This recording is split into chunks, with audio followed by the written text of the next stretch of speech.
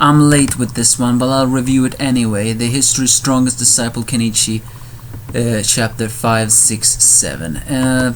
This was a chapter I wanted. Kenichi hears the elder's voice, but he also can see the master's sight user's sight. However, he is not fast enough to dodge. However, Kajima is.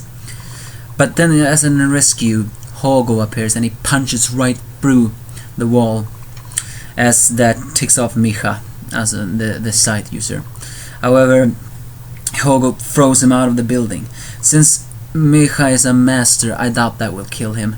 In fact, I think he will climb up, because he should not interrupt the fight between disciples.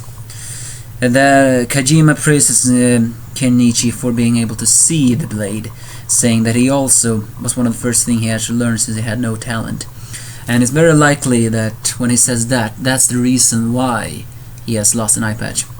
And he wanted to defeat Kenichi as much as for all, but his aura suddenly changed into something else, because he wants to be the person who wants to defeat Kenichi. Mew noticed that its aura is changing. However, this time Kenichi is not falling into despair.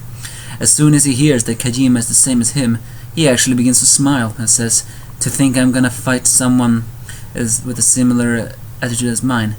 I don't know why, but I wanna fight against you." With that, and here Kajima seems to have his key, but Kenichi don't. And elsewhere, Kushinada also seems to hear that, but she hears not the word of her Karma-san, but actually the voice of the forgotten minor characters, who says of the Forget-Me-Not flower.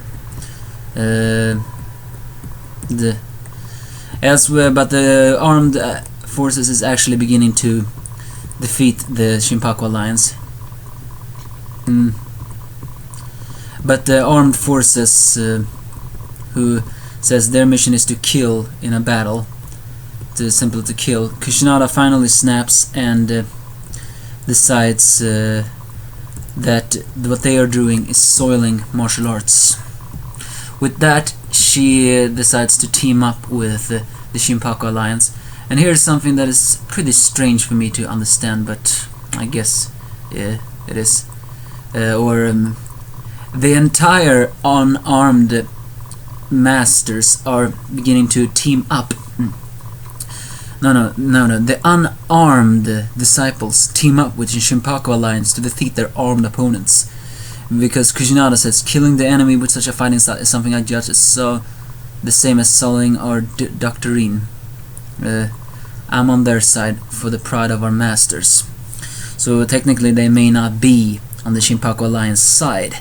It's just that they decides that fighting with weapons and killing like that is no honor for them, since killing them is supposed to be prideful and killing in martial arts should be with honor and such. Well, it's only a matter. I think as soon as they defeat them, they're gonna turn against them. She asks her master in a calm if that's the right. However, Kushinada can just answer. And the masters, well, they are struggling. Can they also defeat this? Well, with now hope have finally resigned itself, one can only wonder what will happen. But I loved it. I liked this chapter. Finally, some hope.